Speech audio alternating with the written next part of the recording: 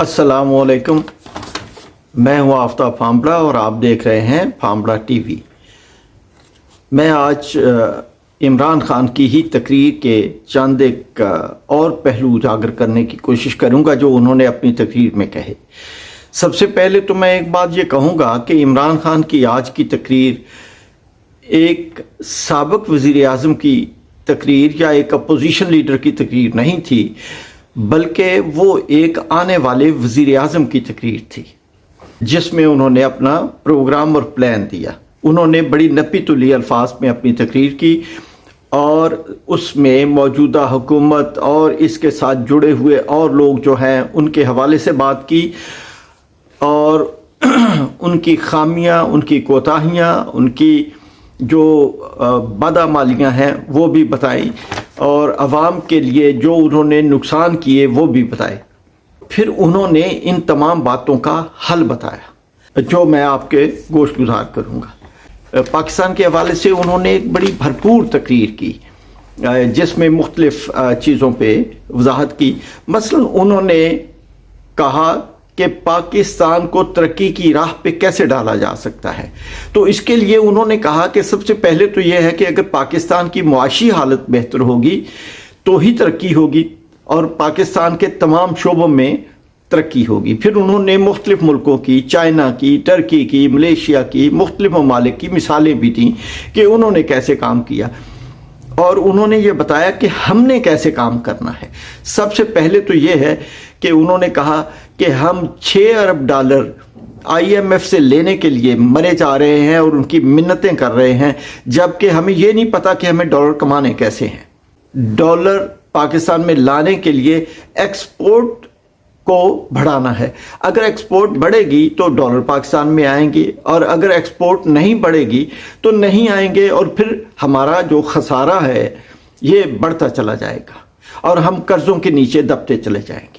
जो मौजूदा हुकूमत है, जो हमारे चीफ अकाउंटेंट हैं गवर्नमेंट के इसहाक डार साहब, वो कर्जे लेके इकोनॉमी को चलाने की कोशिश कर रहे हैं। वो इकोनॉमी को एक्चुअली नहीं चला रहे, वो कर्जे लेके जो जारी अखराजात हैं उनको पूरा करने की कोशिश करते हैं और कर्जे वापस करने के लिए फिर मजीद कर्जे लेते हैं।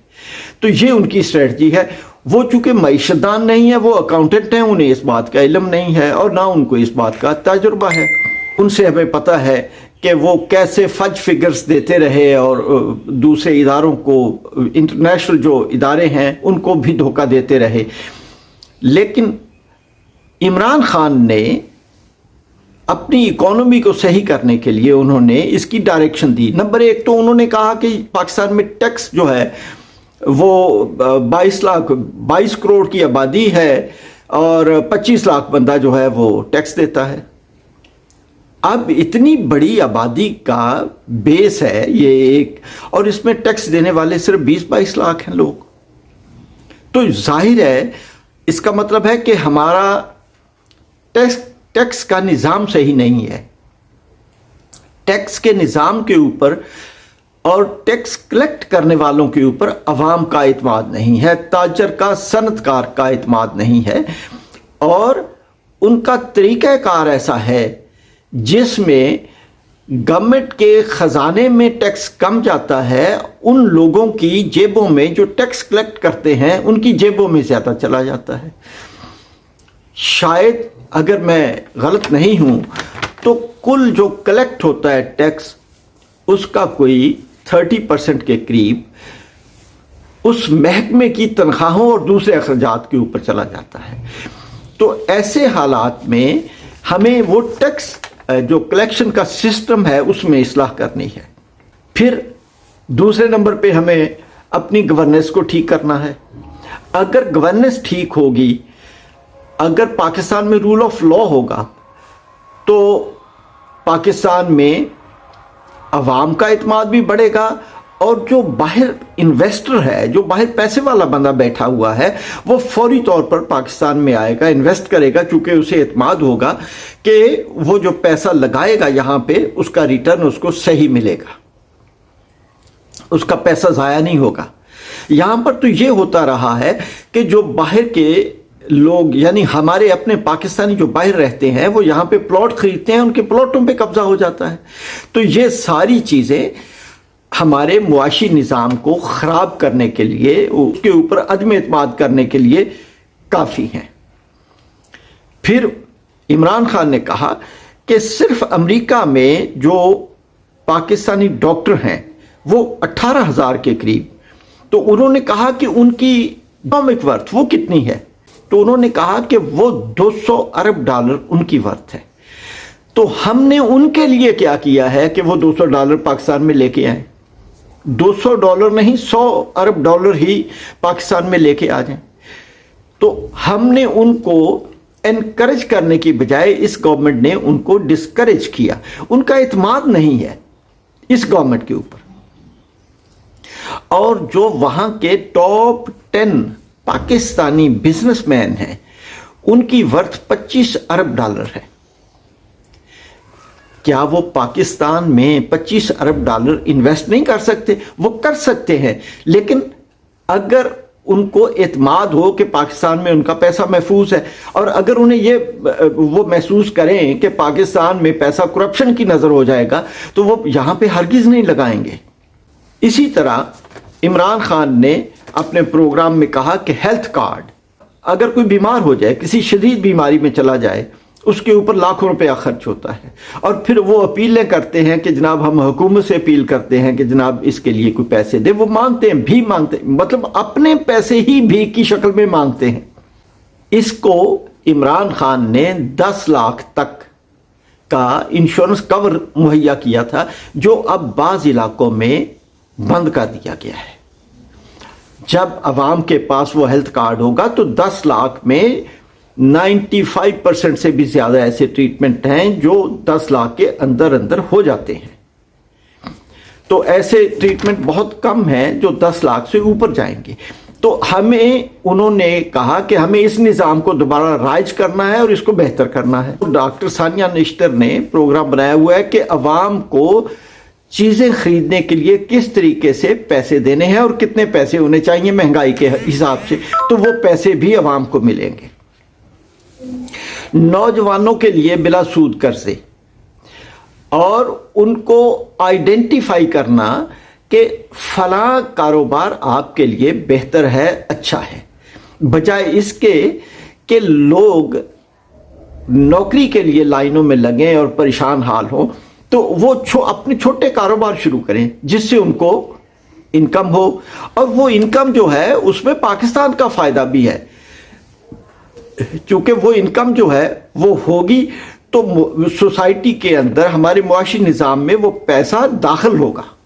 اور پھر بہت ہی اچھا پروگرام جو خان گورنمنٹ نے پہلے شروع کیا ہوا تھا اس کو دوبارہ شروع کرنے کے لیے انہوں نے اعلان کیا ہے کہ گھر بنانے کے لیے بہت کم سود کے اوپر، جیسے پہلے تھا 3% یا 4% یا 5% کے انٹرسٹ کے اوپر قرضے دیے جائیں گے، اور ان قرضوں سے لوگ اپنے گھر بنائیں. اور قرضوں کی قسط اتنی کم ہوگی کہ جتنا کرایہ لوگ دیتے ہیں اسی مد میں وہ گھر بھی بنا لیں گے. تو یہ بہت بڑی بات ہے، اور اس سے پاکستان کی معیشت جو ہے وہ بڑی زیادہ اٹھے گی، چونکہ لوگوں کے پاس گھر ہیں نہیں، اور جب وہ بنانے کے لیے جائیں گے انویسٹمنٹ ہوگی، وہ تمام چیزیں، سریا ہے، اینٹیں ہیں، سیمنٹ ہے، ریت ہے، بجری ہے، اور بہت ساری چیزیں جڑی ہوئی جو انڈسٹری ہے وہ تمام فلرش کرے گی، ترقی کرے گی، اور عوام اپنا گھر بھی بنا سکیں گے. پھر انہوں نے ایک بڑا امپورٹنٹ بات کی، انہوں نے کہا کہ کچی آبادیاں کیا ہیں.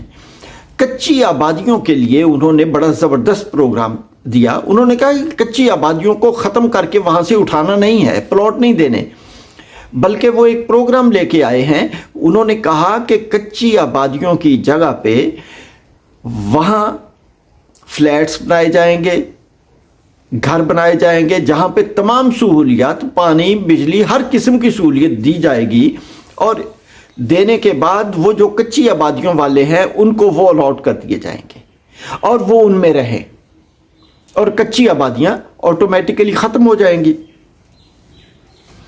پھر انہوں نے جو پہلے ایک پروگرام شروع کیا ہوا تھا ڈاکٹر ثانیہ نشتر کی زیر قیادت، وہ تھا کہ چھوٹے کاروبار کے لیے لوگوں کو بڑے شہروں میں، چھوٹے شہروں میں ریڑیاں بنا کے دی، ان کو چھوٹا قرضہ دیا تاکہ وہ اپنا کام شروع کر سکیں، جن کے پاس کم تعلیم ہے، جو یہ کام بھی کر سکتے ہیں اور اپنی روزی بھی کما سکتے ہیں۔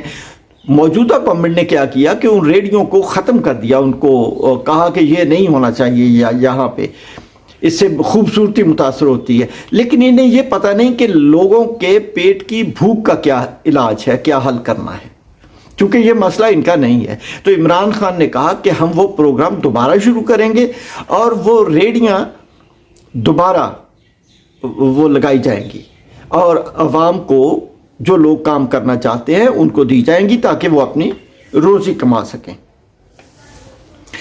ایک انہوں نے بہت امپورٹنٹ بات کی اور وہ ہے گھریلو ملازموں کے لیے۔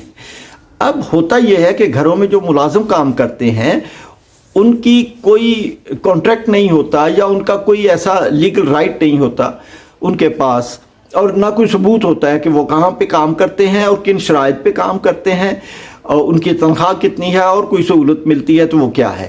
تو عمران خان نے کہا کہ یہ بھی ایک لا انٹروڈیوس کروایا جائے گا جس میں جو ملازم گھر میں کام کرتا ہے وہ گھر والے کا اور اس ملازم کا ایک کانٹریکٹ ہوگا، اور اس میں وہ تمام شرائط درج ہوں گی کہ یہ ان شرائط پہ کام کرے گا، تو دونوں کے سائن ہوں گے اور وہ ایک ڈاکومنٹ ہوگا جو اس کو سیفٹی مہیا کرے گا ملازم کو۔